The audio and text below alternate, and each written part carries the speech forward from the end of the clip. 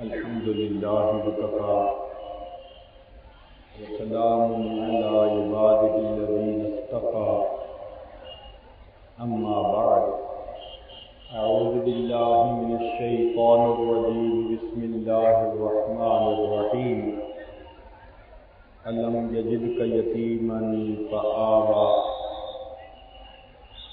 سبحان ربك رب العزة عما يصفون وسلام على المرسلين والحمد لله رب العالمين اللهم صل على سيدنا محمد وعلى آل سيدنا محمد وبارك وسلم اللهم صل على سيدنا محمد وعلى آل سيدنا محمد وبارك وسلم اللهم صل على سيدنا محمد وعلى آل سيدنا محمد وبارك وسلم۔ گھروں میں میڈیسن کی بوتلوں پر یہ لکھا ہوتا ہے shake well before use. Juices کی بوتلوں پر بھی لکھا ہوتا ہے شیک ویل بیفور یوز، کہ استعمال کرنے سے پہلے اس کو اچھی طرح ہلا لو۔ یوں سمجھ لیجئے کہ اللہ رب العزت کے ہاں بھی سنت یہی ہے، جس بندے کو انعام سے نوازنا ہوتا ہے انعام دینے سے پہلے اس کو اچھی طرح آزماتے ہیں۔ اس کی دلیل قرآن عظیم الشان میں سے اللہ تعالیٰ ارشاد فرماتے ہیں وَإِذِ ابْتَلَىٰ إِبْرَاهِيمَ رَبُّهُ بِكَلِمَاتٍ، اور یاد کرو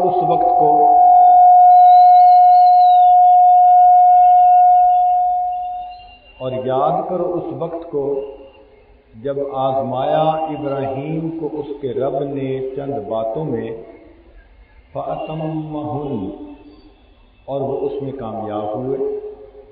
فَأَتَمَّهُنَّ کا معنی ہے 100%، 100%، کہ ابراہیم علیہ السلام اس میں 100% کامیاب ہو گئے۔ قال، رب کریم نے فرمایا انی جاعلک للناس اماما، اے میرے ابراہیم میں آپ کو انسانوں کا امام بناتا ہوں۔ تو دیکھیے امامت کا منصب عطا کرنا تھا تو اللہ رب العزت نے امام الناس بنانے سے پہلے ان کو آزمایا۔ تو جب بھی کوئی نعمت ملنی ہوتی ہے اس سے پہلے اللہ رب العزت آزماتے ہیں۔ پہلی امتوں میں بھی یہی آزمائش اتنی ہوئی مستہم البأساء والضراء وزلزلوا، ان کو تنگ دستی پہنچی، جھنجھوڑا گیا، حتیٰ یقول الرسول والذین آمنوا معہ متی نصر اللہ، حتیٰ کہ ایمان والے اور اللہ کے رسول یہ پکار اٹھے کہ اللہ کی مدد کب آئے۔ صحابہ رضی اللہ عنہم کے ساتھ بھی یہی معاملہ ہوا۔ قرآن مجید میں ہے وَزُلْزِلُوا زِلْزَالًا شَدِيدًا هُنَالِكَ ابْتُلِيَ الْمُؤْمِنُونَ وَزُلْزِلُوا زِلْزَالًا شَدِيدًا۔ اللہ تعالیٰ نے خوب آزمایا، پھر ان کو نعمت ملی کہ فرمایا رضی اللہ عنہم ورضوا عنہ۔ تو یہ ایک دستور ہے، یہ سنت خداوندی ہے کہ جب کسی کو نعمت سے نوازنا چاہتے ہیں تو اس کو اچھی طرح جھنجھوڑتے ہیں، آزماتے ہیں۔ اللہ کے پیارے حبیب صلی اللہ علیہ وسلم نے جب اس دنیا میں تشریف لانا تھا تو آپ کی تشریف آوری سے پہلے اللہ تعالیٰ نے 3 قریبی رشتہ داروں کو آزمایا۔ سب سے پہلے آپ کے دادا عبد المطلب، ان کا نام شیبہ تھا۔ اس کی وجہ یہ تھی کہ سر کے اندر کچھ بال پیدائشی سفید تھے، ماں کے پیٹ سے پیدا ہوئے تھے تو بچپن سے ہی کچھ بال سر میں سفید تھے، ایک لٹ بالوں کی سفید تھی، اس وجہ سے ان کا نام شیبہ رکھا گیا۔ بہت زیادہ خوبصورت تھے، مگر اللہ کی شان کے بچپن میں یتیم ہو گئے۔ تو ان کی والدہ سلمہ وہ مدینہ طیبہ سے تھیں، وہ خاوند کی وفات کے بعد پھر واپس اپنے میکے مدینہ طیبہ آ گئیں، تو یہ بھی اپنی والدہ کے ساتھ آ گئے۔ میکے میں غربت بہت تھی، نہ کھانا ملتا تھا نہ پہننا ملتا تھا، تو عبد المطلب کا لڑکپن بہت غربت میں گزرا۔ ایک مرتبہ ایک حارثی قبیلہ کا شخص مدینہ طیبہ گیا، اس نے دیکھا کہ کچھ نوجوان تیر اندازی کر رہے ہیں، مگر ان میں ایک لڑکا ایسا ہے کہ جب نشانہ لگاتا ہے تو صحیح نشانہ لگتا ہے، اور نشانہ ٹھیک لگنے کے بعد وہ بڑے خوشی سے کہتا ہے کہ میں اس خاندان کا شخص ہوں جس خاندان کے ہر بندے کا نشانہ ٹھیک جگہ پر لگنا اسے زیب دیتا ہے۔ تو اس نے پوچھا یہ کون ہے؟ اسے بتایا گیا کہ یہ قریش کی اولاد ہے، یتیم ہو گیا، اب یہ اپنی والدہ کے ساتھ غربت کی زندگی گزار رہا ہے۔ وہ ان کے چچا مطلب کے دوست تھے۔ چنانچہ وہ حارثی شخص واپس مکہ مکرمہ گیا اور اس نے وہاں جا کر عبد المطلب کو کہا کہ تمہارا بھتیجا اتنی غربت کی زندگی گزار رہا ہے، تم لوگ اتنے امیر لوگ ہو، امراء میں سے ہو، تم اپنے بھائی کے بیٹے کی کفالت نہیں کر سکتے، ایک یتیم کو نہیں پال سکتے۔ مطلب کو اتنا اس نے اکسایا کہ اس نے قسم کھا لی کہ جب تک میں اپنے بھتیجے کو واپس نہیں لے آؤں گا میں چین سے نہیں بیٹھوں گا۔ چنانچہ مطلب مدینہ گئے، اس کی والدہ سے بات کی کہ میں اپنے بھائی کے بیٹے کو واپس مکہ مکرمہ لے جانا چاہتا ہوں۔ وہ ماں تھی، پہلے تو وہ گھبرائی کہ میں بچے کی دوری برداشت نہیں کر سکوں گی، پھر لوگوں نے سمجھایا تیرے بیٹے کی پرورش اچھی ہوگی، کچھ بن جائے گا، تیرے لیے تو خوشی کا باعث ہوگا۔ چنانچہ ماں آمادہ ہو گئی۔ مطلب اپنے چھوٹے بھتیجے کو اپنی سواری پر بٹھا کر لے آئے۔ جب مکہ مکرمہ میں داخل ہوئے تو لوگوں نے دیکھا کہ آگے مطلب ہیں اور پیچھے ایک نوجوان لڑکا ہے، تو لوگ سوچے کہ یہ اپنے لیے کوئی غلام لایا ہے۔ وہاں سے ان کا نام عبد المطلب پڑ گیا، حالانکہ یہ چچا کے غلام تو نہیں تھے، مگر نام عبد المطلب پڑ گیا۔ تو یہ نبی علیہ السلام کے دادا۔ جب مکہ مکرمہ میں انہوں نے رہنا شروع کیا، اس نوجوان کے اندر قائدانہ صلاحیتیں تھیں، یہ معاملہ فہمی رکھتا تھا، کرائسس مینجمنٹ اس کو آتی تھی، ڈیسیژن میکنگ بہت اچھی تھی، لوگوں کے ساتھ اچھے اخلاق کے ساتھ پیش آتا۔ چنانچہ جب یہ جوان ہوا تو جتنے قریش کے لوگ تھے انہوں نے متفقہ طور پر اس کو بیت اللہ کا انچارج بنا دیا، تو بیت اللہ کی کنجیاں عبد المطلب کے ہاتھ میں آ گئی۔ یوں عبد المطلب بیت اللہ کے کنجی بردار بن گئے۔ وقت اچھا گزر رہا تھا، دوسری آزمائش ان کے بیٹے پر آئی۔ ان کے کئی بیٹے تھے جن میں سے ایک کا نام تھا عبداللہ، جو چھوٹا بھی تھا، سب سے زیادہ خوبصورت بھی تھا۔ وہ آزمائش کیسے آئی کہ عبد المطلب نے سن رکھا تھا کہ اللہ کے گھر کے قریب کوئی جگہ ہے جہاں زمزم کا کنواں تھا۔ وقت کے ساتھ ساتھ وہ بند ہو گیا، اور اس زمانے میں سب سے بڑی پرابلم پانی کا نہ ہونا تھا۔ نہ پینے کو پانی ملتا تھا نہ جینے کو پانی ملتا تھا، تو لوگ بہت مشکل میں تھے۔ عبد المطلب کو کیا شوق چڑھا، انہوں نے مختلف جگہوں سے زمین کی کھدائی شروع کر دی۔ یہ اکیلے زمین کھودتے رہتے، کوئی انہیں بے وقوف سمجھتا، کوئی دیوانہ سمجھتا۔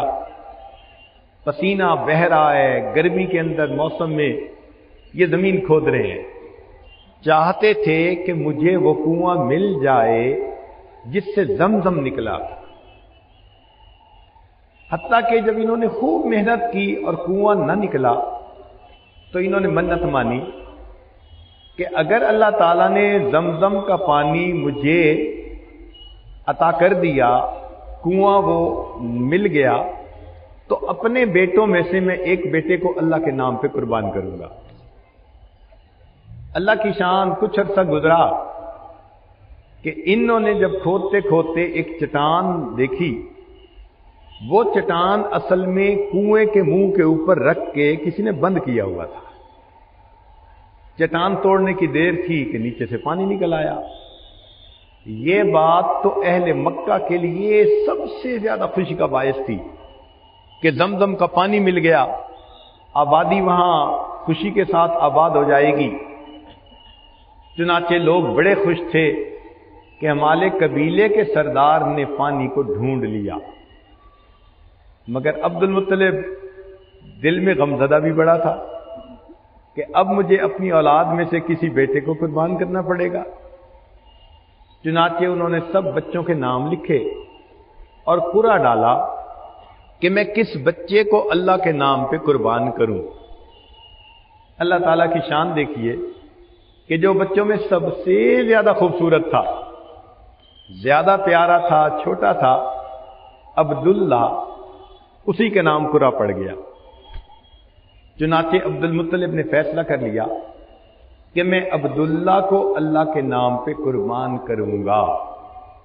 لوگوں نے سنا تو انہوں نے آ کے سمجھایا کہ نہیں، عبداللہ کو تم قربان نہ کرو، عبداللہ کے بدلے اونٹ اللہ کے راستے میں قربان کر دو۔ چنانچہ عبد المطلب نے اب قرعہ ڈالنا شروع کیا، میں عبداللہ کو قربان کروں یا 10 اونٹوں کو، قرعہ عبداللہ کے نام۔ میں عبداللہ کو قربان کروں یا 20 اونٹوں کو، قرعہ عبداللہ کے نام۔ 30 اونٹ، 40 اونٹ، جب 100 اونٹ کی نیت کی گئی تو اس وقت قرعہ اونٹوں کے نام نکلا۔ چنانچہ عبد المطلب نے 100 اونٹوں کی قربانی دی اور عبداللہ ذبیح اللہ کہلوائے، اللہ کے نام پہ قربان ہونے والے۔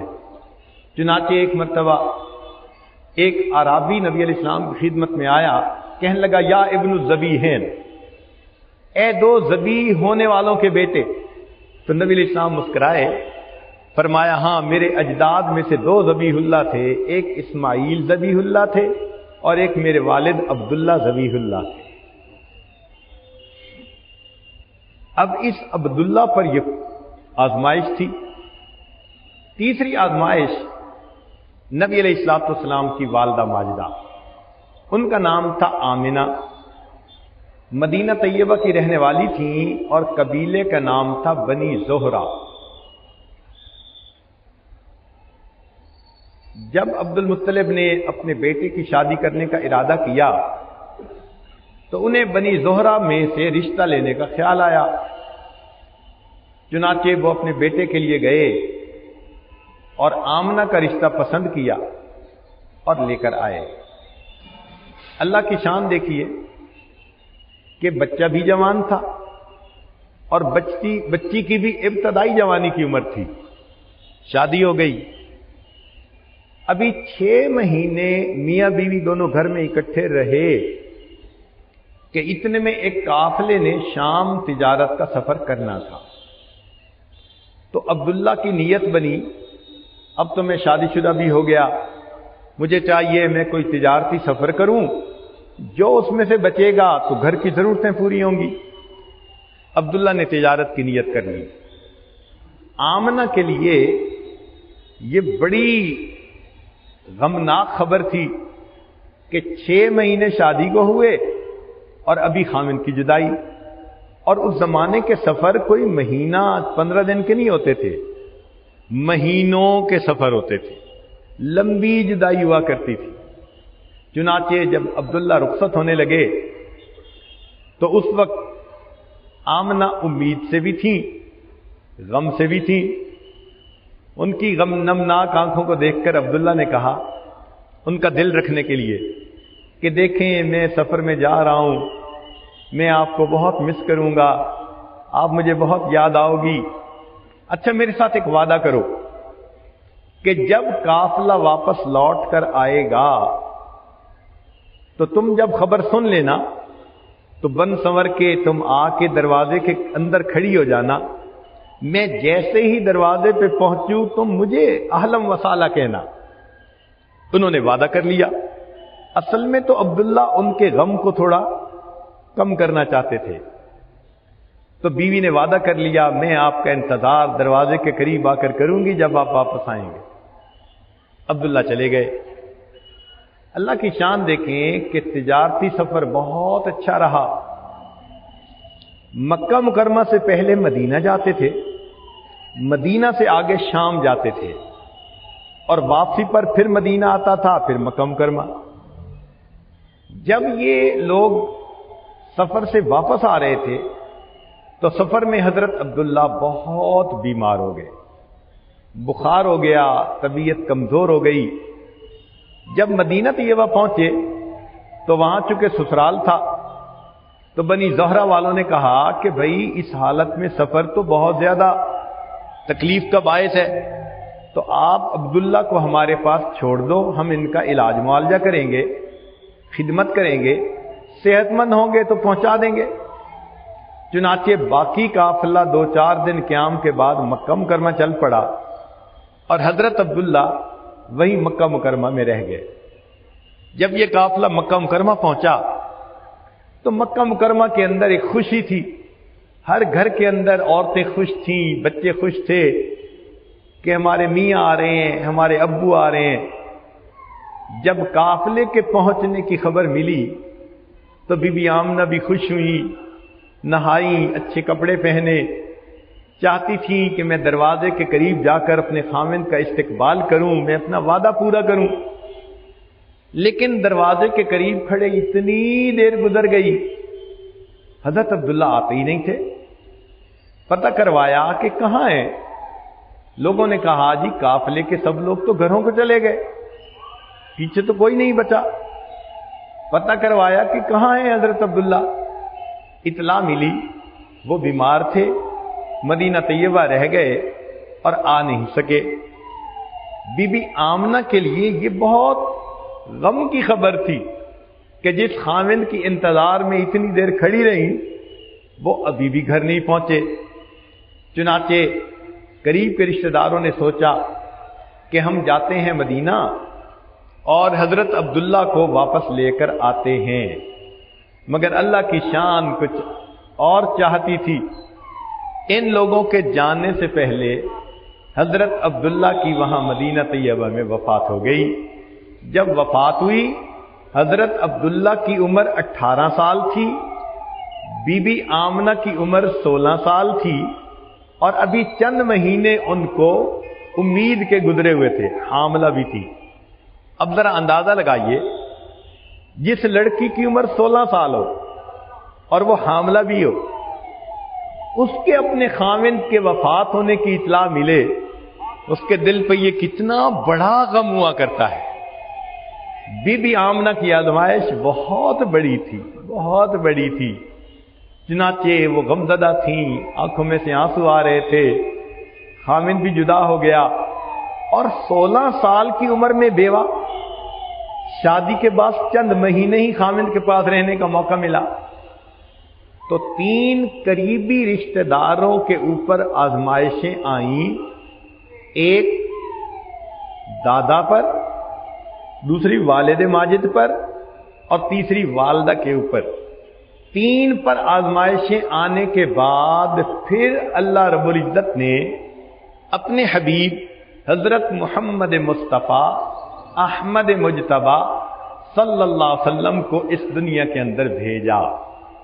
بی بی آمنہ امید سے تو تھیں صحیح، وہ بڑی حیران ہوتی تھیں کہ اب مجھے 7 مہینے مکمل ہو چکے، نہ مجھے ابکائی آئی، نہ مجھے کوئی اور علامت محسوس ہوتی ہے، لیکن یہ کنفرم تھا کہ بطن میں بچہ پرورش پا رہا ہے۔ مگر جو عام عورتوں کو علامات محسوس ہوتی ہیں نا، کھانا اچھا نہیں لگتا، طبیعت اچھی نہیں رہتی، ان کو ان میں سے کوئی علامت بھی محسوس نہیں ہوتی تھی۔ مگر ایک دو چیزیں وہ اور بھی نوٹ کرتی تھی کہ جب بی بی آمنہ چلنے لگتی تو درختوں کی ٹہنیاں ان کی طرف جھک جاتی تھیں، ایسے لگتا تھا کہ ٹہنیاں بھی جھک کر بی بی آمنہ کو سلام کر رہی ہے۔ کبھی کبھی وہ یہ بھی دیکھتی کہ رات کے وقت میں وہ اپنے گھر سے نکلی بیت اللہ جانے کے لیے تو آسمان کے ستارے قریب آ گئے، یوں لگتا تھا کہ آسمان کے ستارے بھی ان کو سلام کر رہے ہیں۔ مگر ایک بات بڑی پکی تھی، وہ یہ کہ گھر کی ضرورت کے لیے جب وہ زمزم بھرنے کے لیے جاتی تھی تو زمزم کا پانی عام طور پر تو نیچے ہوتا تھا، جب بی بی آمنہ وہاں پہنچتی تو پانی بالکل کنارے کے قریب آ جاتا تھا، ان کو ڈول ڈال کر کھینچنا نہیں پڑتا تھا، وہ اوپر سے ہی پانی لے لیتی تھی۔ یہ بات اتنی تھی کہ اور مکہ مکرمہ کی لڑکیاں بھی پانی بھرنے جاتی تو وہ بی بی آمنہ کو پکڑ کے کھڑا کر دیتی، آمنہ آپ نہ ہی لو، پانی اوپر ہے، ہمیں بھر لینے دو، پھر پانی نیچے ہو جائے گا۔ تو بی بی آمنہ بھی یہ تمام علامات محسوس کرتی اور ان کو بھی فیل ہوتا کہ میرے بطن میں جو بچہ ہے لگتا ہے کوئی بڑا بابرکت ہے، لیکن ظاہر میں میاں فوت ہو چکے تھے، گھر کے اندر خرچے کی کمی تھی۔ اب ایک سرخ ستارہ آسمان کے اوپر چمکنے لگا۔ پہلی کتابوں میں ایک نشانی بتائی گئی تھی کہ جب نبی آخر الزمان دنیا میں تشریف لائیں گے تو ان کے آنے سے پہلے سرخ ستارہ چمکے گا۔ جب سرخ ستارہ چمکنا شروع ہوا تو جو یہودی اہل کتاب تھے ان کے گھروں کے اندر تو غلغلہ مچ گیا کہ اب اس نبی کے پیدا ہونے کے وقت قریب ہے۔ چنانچہ انہوں نے پہلے تو مدینہ طیبہ میں جتنی عورتیں امید سے تھیں ان کا پتہ کروایا، پھر یہ پتہ کروایا کہ کس کے ہاں بچے کی ولادت قریب ہے۔ پتہ چلا کہ سینکڑوں عورتیں حاملہ، مگر ابھی تو سب کو کئی مہینے باقی ہیں۔ تو پھر انہوں نے مکہ مکرمہ میں پتہ کروایا، ان کو پتہ چلا کہ بنو ہاشم میں عبد المطلب کے بیٹے کے ہاں جو بیوی تھی وہ امید سے ہے اور ولادت بھی قریب ہے، کیونکہ ان کا رشتہ بنو اسماعیل سے ملتا تھا۔ اس پر ان یہودیوں کے دل کے اوپر بڑا غم ہوا، مگر اللہ تعالیٰ کو جو مقصود تھا وہی ہو کر رہا۔ جس رات نبی علیہ الصلوۃ والسلام کی ولادت باسعادت ہونی تھی، گھر کے اندر چراغ میں ڈالنے کے لیے تیل بھی نہیں تھا۔ بی بی آمنہ کے گھر میں تنگ دستی ظاہرہ اتنی تھی کہ چراغ جلانے کے لیے تیل بھی موجود نہیں تھا، مگر آپ صلی اللہ علیہ وسلم کی ولادت صبح سحری کے وقت ہوئی۔ سحری کے وقت ولادت کا مقصد یہ تھا کہ لوگوں، رات کا اندھیرا جب چلا جاتا ہے تو صبح کی سفیدی آ جاتی ہے۔ یہ مہمان ایسے دنیا میں تشریف لائے ہیں کہ آج کے بعد ظلم اور شرک کی رات ختم ہو جائے گی اور اب دنیا کے اندر ایمان کا اجالا آ جائے گا۔ کچھ علامتیں اور بھی تھیں۔ ایک تو یہ کہ فارس کا جو بادشاہ تھا اس کے محل کے، کسرا کے محل کے 14 کنگرے گر گئے۔ تو تعبیر پوچھی، انہوں نے کہا جی کوئی ایسا بچہ پیدا ہوا ہے جو آپ سے تخت و تاج لے گا، لیکن 14 نسلوں کے بعد وہ بڑا خوش ہو گیا، حالانکہ اس کو نہیں پتا تھا کہ اس کے بعد اس کے جو جانشین بنیں گے وہ تھوڑے تھوڑے عرصے میں مرتے جائیں گے۔ عثمان غنی لانوں کے زمانے میں اللہ رب العزت نے یہ علامت بھی پوری کر دی۔ ایک اور بات ہوئی کہ کسرا نے یہ خواب دیکھا کہ اس کے گھوڑے ہیں اور ان گھوڑوں کو اونٹوں والے لوگ جزیرے عرب سے باہر نکال رہے ہیں. تو تعبیر دینے والے نے تعبیر دی کہ عرب لوگ اتنے مضبوط بن جائیں گے کہ یہ باہر سے جانے والی طاقتوں قوتوں کو واپس دھکیل دیں گے. ایران کے اندر ایک آتش کدہ تھا جس کی آگ 1000 سال سے مسلسل جل رہی تھی. اس رات وہ آگ بھی اچانک بجھ گئی. تو یہ علامات تھیں جس کے ذریعے اللہ رب العزت نے مخلوق کو یہ پیغام پہنچا دیا کہ دیکھو اب دنیا کو ہدایت دینے والے، دنیا کے لیے شمع ہدایت بن کر آنے والے دنیا میں آ رہے ہیں. اب کفر اور شرک کا وقت ختم ہو گیا، اب ایمان کا وقت شروع ہو گیا. چنانچہ جب نبی علیہ الصلوۃ والسلام کی ولادت باسعادت ہوئی تو آپ صلی اللہ علیہ وسلم نے جب لیٹے ہوئے تھے تو بستر کے اوپر سجدہ بھی کیا. اور آپ صلی اللہ علیہ وسلم کو آپ کے دادا نے جب دیکھا تو بڑے خوش ہوئے کہ اتنا خوبصورت ہے میرا پوتا. پھر وہ آپ کو لے کر بیت اللہ گئے. اس زمانے کا دستور یہی تھا کہ جب بھی بچہ پیدا ہوتا تھا تو عورتیں حصول برکت کے لیے سب سے پہلے اسے بیت اللہ بھیجتی تھیں کہ وہاں اس کے لیے دعا کی جائے. تو عبد المطلب اپنے بچے کو لے کر گئے، مگر انہیں کیا پتا تھا کہ میں حصول برکت کے لیے جس بچے کو لے کر جا رہا ہوں یہ بچہ تو جہانوں کے لیے رحمت للعالمین بن کے آ رہا ہے. اب ان کے ذہن میں ایک بات آئی کہ جس بندے نے بچہ دیکھا اس نے کہا عبد المطلب اتنا خوبصورت بچہ تو کبھی دیکھا نہیں، اتنا پیارا بچہ تو کبھی دیکھا نہیں، یہ تو بڑا کیوٹ نظر آتا ہے، یہ تو بہت بیوٹیفل ہے. تو جب سب نے تعریفیں کی اللہ نے عبد المطلب کے دل میں نام ڈالا کہ میں اس کا نام رکھوں وہ جس کی بہت زیادہ تعریفیں کی گئیں. چنانچہ انہوں نے محمد نام تجویز کیا. محمد کا مطلب ہوتا ہے کہ وہ ذات جس کی دنیا میں اتنی تعریفیں کی جائیں کہ کائنات میں مخلوق میں سے کسی اور کی اتنی تعریفیں نہ کی گئی ہیں. بہت پیارا نام.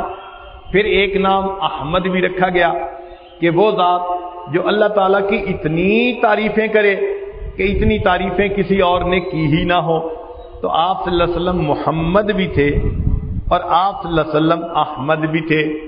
جب دنیا میں پیدا ہوئے تو آپ یتیم تھے. اللہ نے دنیا میں دکھا دیا کہ لوگوں یتیم کا تو باپ نہیں ہوتا، لوگ سمجھتے ہیں بے سہارا ہوتا ہے، لیکن یاد رکھو جس کا اب نہیں ہوتا اس کا رب ہوتا ہے، اور جس کا رب ہوتا ہے پھر اسی کا سب ہوا کرتا ہے. امی و دقیقہ دان عالم بے سایہ و صاحبان عالم.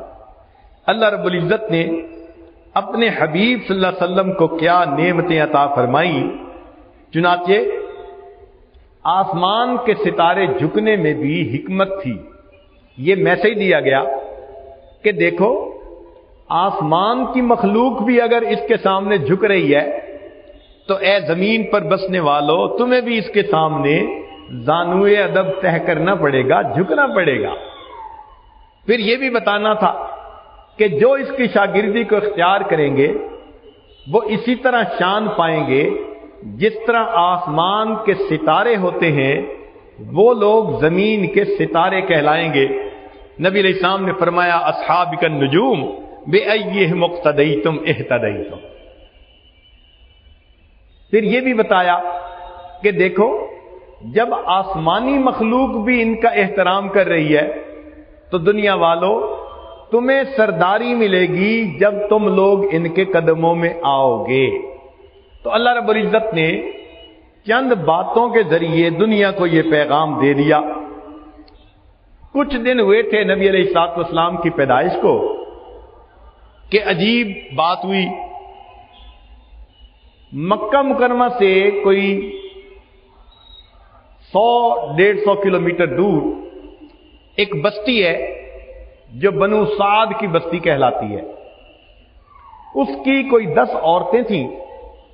انہوں نے آپس میں مشورہ کیا کہ آؤ ہم چلیں اور مکہ مکرمہ سے کچھ بچے اپنے پاس لے آئیں، ان کو یہاں پالیں گے اور جب واپس لے جائیں گے تو ہمیں ان کے والدین سے انعام ملے گا، تو ایک انکم کا ذریعہ بن جائے گا.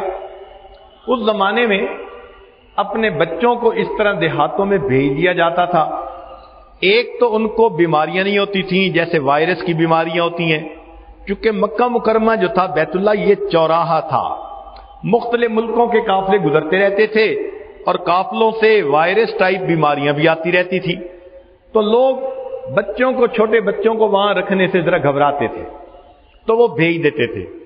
اور ایک بات اور بھی ہے کہ یہاں باہر کے قافلوں کے آنے کی وجہ سے بچوں کی زبان اتنی شستہ نہیں ہوتی تھی جو عربوں کی ہونی چاہیے تھی، تو دیہات میں بھیجنے سے وہ صاحب زبان بھی اچھے بن جاتے تھے. چنانچہ 10 عورتوں نے نیت کی کہ ہم مکہ مکرمہ جاتے ہیں. ان میں ایک عورت تھی جس کا نام تھا حلیمہ، وہ بھی اپنے خاوند کے ساتھ چل پڑی. اس کے پاس ایک اونٹنی تھی اور ایک گدھی تھی، لیکن دونوں کمزور، چونکہ کھانے کو کچھ ملتا نہیں تھا. اب باقی عورتوں کی سواریاں تو تازہ دم آگے نکل جاتی اور حلیمہ پیچھے رہ جاتی، تو ان کو رک کر حلیمہ کے آنے کا انتظار کرنا پڑتا. 4-5 مرتبہ وہ مختلف جگہوں پر رکیں اور حلیمہ کا انتظار کیا. پھر انہوں نے کہا حلیمہ ہمارا سفر بھی کھوٹا ہو رہا ہے، اگر اجازت دو تو ہم پہلے چلی جاتی ہیں، تم بعد میں آ جانا. حلیمہ نے کہا جاؤ. چنانچہ وہ باقی 9 عورتیں جو تھیں وہ ساری کی ساری جلدی مکہ مکرمہ آ گئیں. حلیمہ کمزور سواری کی وجہ سے پیچھے رہ گئی. مکہ مکرمہ میں آنے والی عورتوں نے جتنے مختلف بچے تھے وہ سارے دیکھے. انہوں نے کوشش کی کہ امیر لوگوں کے بچے اپنی گود میں لیں. 1-2 عورتیں آئیں، بچے کو دیکھا، پوچھا والد کیا کرتے ہیں؟ بتایا گیا کہ والد تو اس کے فوت ہو چکے. انہوں نے سوچا کہ اب ہمیں انعام کون دے گا جب باپ ہی سر پہ نہیں ہے، تو وہ آگے چلی گئیں. وہ یتیم سوچ کر چھوڑ کے اور آگے چلی گئیں. اب ان کے اس عمل سے بی بی آمنہ کو بڑا دکھ ہوا اور وہ سوچنے لگی کاش میرا خاوند زندہ ہوتا، وہ میرے بچے کو خود پرورش دینے میں مدد دیتا، پھر بچہ ذرا بڑا ہوتا تو انگلی پکڑ کے لے جاتا میرے بچے کو اپنے ساتھ مسجد میں، بیت اللہ میں، تو بچے کے سر پہ باپ کا سایہ ہوتا، وہ بچے کو کھلونے لا کے دیتا. مگر رب کریم کو کچھ اور منظور تھا. آمنہ تم کیوں پریشان ہوتی ہو کہ والد اس کو کھلونا لے کے نہیں دے گا؟ اس بچے نے تو وہ شان پانی ہے، آنے والے وقت میں ہم آسمان کے چاند کو اس کے لیے کھلونا بنا دیں گے. یہ انگلی کا اشارہ کرے گا، آسمان کے چاند کے 2 ٹکڑے ہو جائیں گے. اس کے والد اس کو کیا بازاروں کی سیر کروائیں گے. آنے والا وقت آئے گا ہم اس بچے کو عرش پر بلائیں گے اور ہم اس کو یہاں پر جنت کی سیر کروائیں گے. آمنہ تو کیوں پریشان ہوتی ہے؟ بہرحال بی بی آمنہ غمزدہ تھی. جب حلیمہ سعدیہ پہنچی تو پتہ چلا کہ مکہ مکرمہ میں ایک ہی بچہ ہے. والد کیا کرتے ہیں؟ پتہ چلا جی والد تو وفات پا گئے. تو حلیمہ سعدیہ کے دل پہ بھی یہ بات عجیب سی تو لگی. وہ فرماتی ہیں کہ میں نے سوچا میں ذرا بچے کا چہرہ تو دیکھوں. بچہ لیٹا ہوا تھا اور اس کے اوپر کپڑا دیا ہوا تھا. حلیمہ فرماتی ہیں کہ میں نے جیسے ہی کپڑا تھوڑا سا ہٹایا، بچے نے مسکرا کر آنکھیں کھولی اور میری طرف دیکھا. اس کی مسکراہٹ میں کوئی ایسی جاذبیت تھی کہ میں نے اس کو بوسہ دیا اور اٹھا کر سینے سے لگا لیا. میں نے دل میں سوچا اس کے والد سے انعام ملے گا یا نہیں. حلیمہ تم اس بچے کو پالو گی، اس کی مسکراہٹ تو تمہیں ملا کرے گی نا. اب حلیمہ لینے کے لیے تیار. تو حلیمہ نے تعریف کی، کہنے لگی آمنہ تمہارا بچہ تو بڑا خوبصورت ہے، میں نے تو کبھی گاؤں میں کوئی ایسا خوبصورت بچہ نہیں دیکھا. اس پر بی بی آمنہ نے فرمایا حلیمہ تو گاؤں کی رہنے والی ہے، تو نے گاؤں میں کبھی کوئی ایسا خوبصورت بچہ نہیں دیکھا، میں تو شہر کی رہنے والی ہوں، میں نے شہروں میں ایسا خوبصورت بچہ نہیں دیکھا۔ عبد المطلب قریب تھے، انہوں نے کہا کہ آمنہ تو شہر میں زندگی گزارتی ہے اور میں تو ملکوں کا سفر کر چکا ہوں، میں نے ملکوں میں کبھی ایسا خوبصورت بچہ نہیں دیکھا۔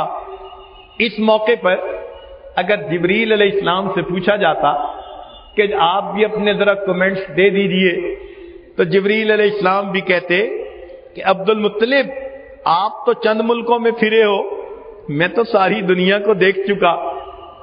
آفاقہا گردیدم مہرے بتاں ورزیدم بسیار خوباں دیدم اما تو چیزیں دیکھ رہی، میں نے ایسا خوبصورت بچہ پوری دنیا میں کہیں نہیں دیکھا۔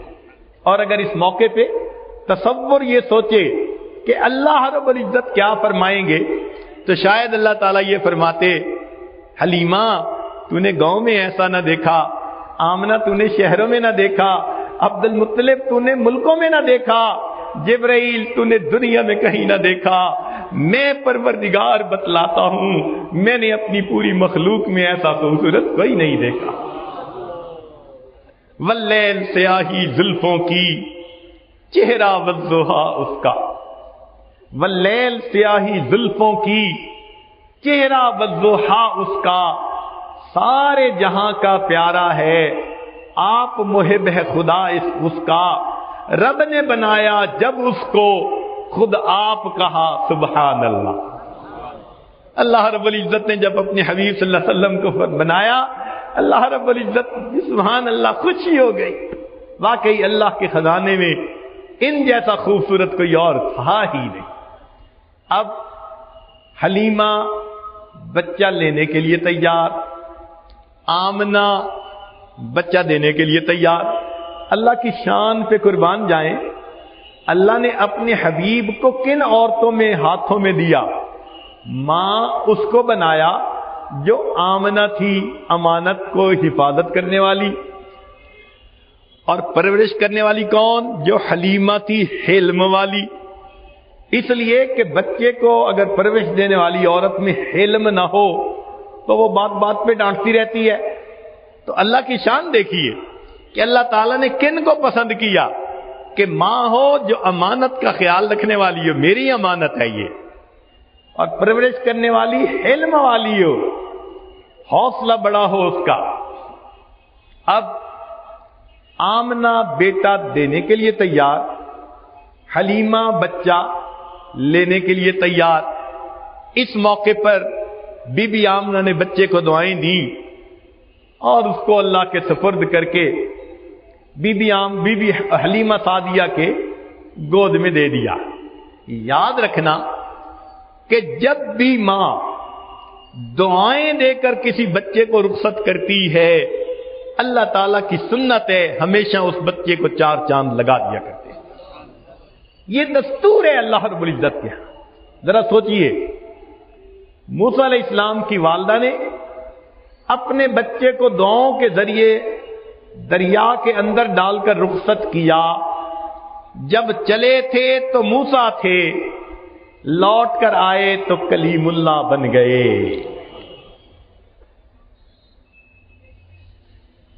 حضرت اسماعیل علیہ السلام کو ان کی والدہ نے ابراہیم علیہ السلام کے کہنے پہ نہلایا کہ بڑے کی ملاقات کے لیے جا رہے ہیں، اور دعاؤں سے رخصت کیا۔ جب چلے تو اسماعیل تھے، اور جب لوٹ کر آئے تو اسماعیل ذبیح اللہ بن چکے تھے۔ اور ادھر شیبہ کو دیکھیے، ماں نے ان کو مدینہ سے رخصت کیا اپنے چچا کے ساتھ، چلا تو شیبہ تھا، مکہ مکرمہ پہنچا عبد المطلب بنا، پھر اللہ نے بیت اللہ کی چابی دی۔ چنانچہ اللہ رب العزت کی رحمت کے ایک وقت آیا جب وہ والی بیت اللہ بن گئے، تو کوئی موسیٰ کلیم اللہ بنا، کوئی اسماعیل ذبیح اللہ بنا، کوئی والی بیت اللہ بنا۔ آج یہ بچہ ماں کی دعائیں لے کے رخصت ہو رہا ہے۔ لوگ نہیں جانتے تھے ایک وقت آئے گا یہی بچہ لوٹے گا پھر محمد الرسول اللہ بنے گا۔ آج کے نوجوان بچے اپنی والدہ کی دعاؤں کی اہمیت کو نہیں سمجھ پاتے، دل دکھا دیتے ہیں، ان کے سامنے زبان درازی کرتے ہیں، دکھ دیتے ہیں، حالانکہ اگر یہ والد کی خدمت کریں اور دعا لیں تو اللہ رب العزت ان کے نصیب کھول دے، اللہ تعالیٰ ان کی پریشانیوں کو ختم کر دے۔ نبی علیہ السلام کے پاس ایک صحابی آتے ہیں، بڑا گناہ ہو گیا، فرمایا والدہ زندہ ہے؟ جی زندہ ہے۔ فرمایا جاؤ والدہ سے دعا کرو، والدہ کی دعا کے ذریعے اللہ تیرے بڑے گناہ کو بھی معاف فرما دے گا۔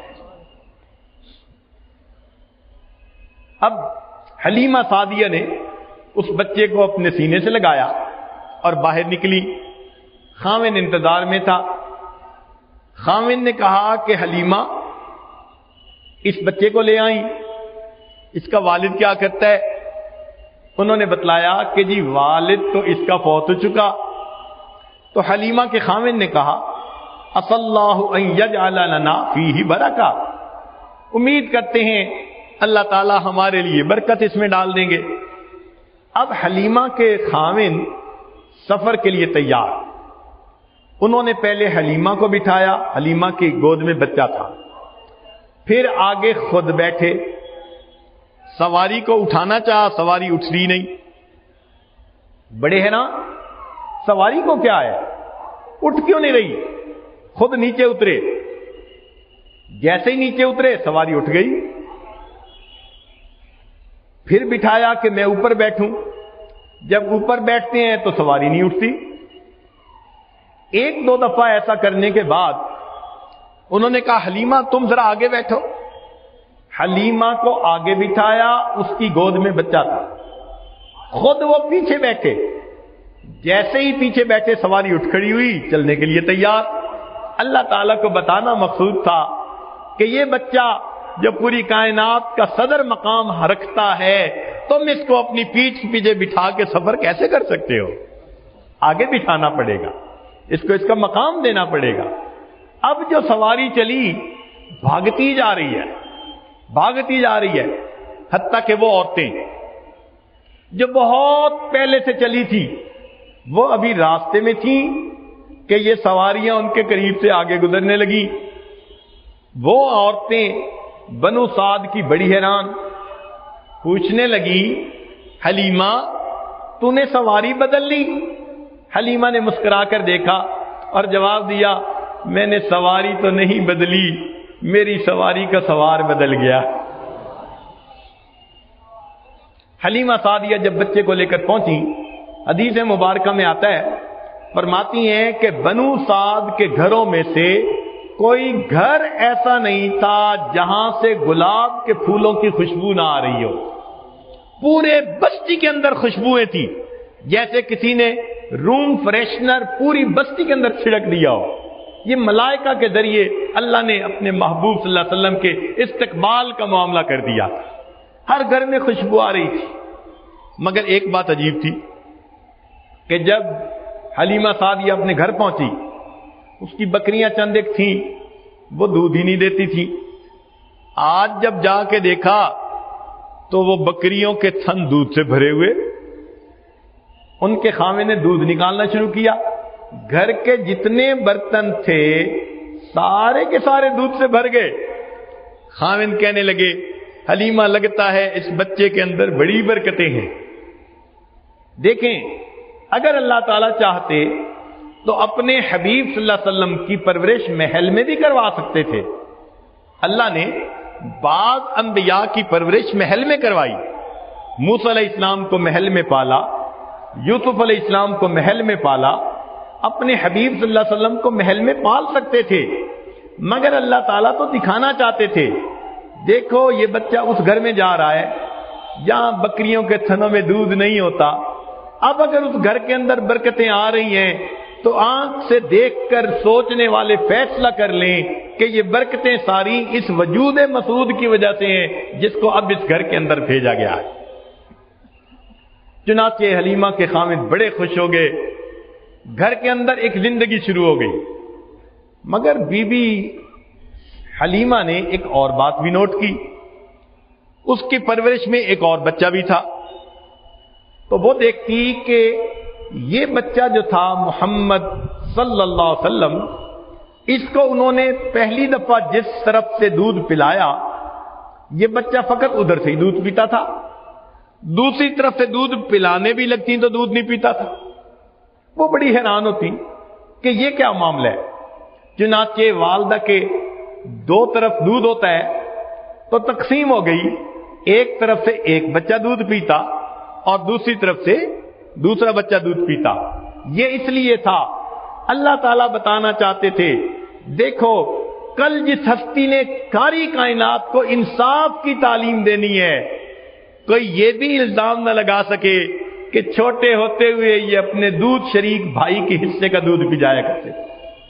اللہ نے پہلے سے ہی تقسیم کر دی تاکہ میرے محبوب صلی اللہ علیہ وسلم پہ دھبا لگنے کا امکان ہی نہ رہے. باقی ایک طرف سے دودھ پیتے تھے. چنانچہ گھر کے اندر خوشیوں کی زندگی. نبی علیہ الصلوۃ والسلام 4 سال حلیمہ سعدیہ کے گھر رہے. ان 4 سالوں میں ایک دو عجیب واقعات ہوئے. حلیمہ کی بیٹی تھی جس کا نام تھا شیمہ، جوان العمر تھی. وہ بکریوں کو لے جایا کرتی تھی چرانے کے لیے. ایک دن دیر ہو گئی اور وہ بکریوں کو لے کر نہیں گئی. حلیمہ نے کہا بیٹی آج تو بکریاں چرانے نہیں لے کر گئی. شیمہ نے کہا اماں بکریاں زیادہ ہیں، میں اکیلی ہوں، ان کے پیچھے بھاگ بھاگ کے میں تھک جاتی ہوں، میرے ساتھ کوئی اور بھی ہو تو میں تب جاؤں گی. اس نے کہا بیٹی میں بھی بوڑھی ہوں، تیرا باپ بھی بوڑھا ہے، تو ہی تو گھر میں جوان العمر ہے، یہ مشقت کا کام تو تم ہی کرو گی، ہم تو مدد نہیں کر سکتے. اس نے کہا اماں یہ جو میرا بھائی محمد ہے نا صلی اللہ علیہ وسلم، اس کو میرے ساتھ بھیج دیں. حلیمہ نے کہا کیا بات کر رہی ہو، تم بکریوں کے پیچھے بھاگو گی یا بھائی کو سنبھالو گی؟ اماں اگر بھائی کو بھیجیں گی تو میں بکریاں چرانے جاؤں گی، نہیں بھیجیں گی تو میں بکریاں چرانے نہیں جاتی، مجھ سے نہیں سنبھالی جاتی. تو بھائی کو لے کے جاؤ گی تو کیسے سنبھالو گی؟ اماں میں ایک دن اپنے بھائی کو ساتھ لے کر گئی تھی، میں نے 2-3 چیزیں عجیب دیکھی. ایک بات تو یہ کہ جتنی دیر میں باہر رہی بادل نے میرے اوپر سایہ کیے رہا، مجھے دھوپ نہیں اٹھانی پڑی. اس دن میرے سر پہ بادل رہا، مجھے اللہ نے سایہ دے دیا. اور دوسری چیز میں نے یہ نوٹ کی کہ 1-2 راہب وہ قریب سے گزر رہے تھے، انہوں نے اس بچے کو دیکھا، وہ آئے، انہوں نے بچے کو پیار کیا، کہنے لگے کہ اس کے چہرے پہ بڑا نور نظر آ رہا ہے، یہ بڑی ہستی بنے گا. مجھے یہ بات بھی بڑی اچھی لگی کہ لوگ میرے بھائی کی تعریفیں کر رہے تھے. اور اماں تیسری بات تو یہ ہے کہ جب میں گئی تو میں بھائی کو گود میں لے کر بیٹھ گئی ایک جگہ پر، میری بکریاں خود بخود چرنے لگی. انہوں نے جلدی جلدی گھاس چر لیا اور پھر جس جگہ میں بیٹھی تھی وہ ساری بکریاں وہیں آ کر بیٹھ گئیں. اماں میں بھی بھائی کا چہرہ دیکھتی رہی اور میری بکریاں بھی میرے بھائی کا چہرہ دیکھتی رہی. اللہ اکبر کبیرہ. اللہ رب العزت نے اپنے حبیب صلی اللہ علیہ وسلم کو کیا حسن و جمال عطا فرمایا. وَأَحْسَنَ مِنْكَ لَمْ تَرَ قَطُّ عَيْنِي وَأَجْمَلَ مِنْكَ لَمْ تَلِدِ النِّسَاءُ خُلِقْتَ مُبَرَّأً مِنْ كُلِّ عَيْبٍ كَأَنَّكَ قَدْ خُلِقْتَ كَمَا تَشَاءُ. چنانچہ ایک دن پھر ایسا ہوا کہ فرشتے آئے اور انہوں نے نبی علیہ السلام کا سینہ انور کھولا اور اس کو دھویا. اس واقعے سے بی بی سعدیہ ذرا گھبرا گئی کہ اس بچے کے ساتھ کچھ ہو نہ جائے، تو بہتر ہے کہ میں اس کو اس کی ماں کے پاس پہنچاؤں. چنانچہ 4 سال کی عمر میں حلیمہ سعدیہ نے نبی علیہ السلام کو ان کی والدہ کے پاس واپس پہنچا دیا. بی بی آمنہ نے ان کو 2 سال مکہ مکرمہ میں رکھا. جب 6 سال کی عمر ہو گئی تو اس وقت بی بی آمنہ نے ارادہ کیا کہ میں مدینہ طیبہ جاتی ہوں اپنے میکے سے ملنے کے لیے۔ چنانچہ نبی علیہ الصلوۃ والسلام کو لے کر وہ اپنے میکے ملنے کے لیے آئیں، اور ایک باندھی بھی ساتھ تھی جو خدمت کرتی تھی۔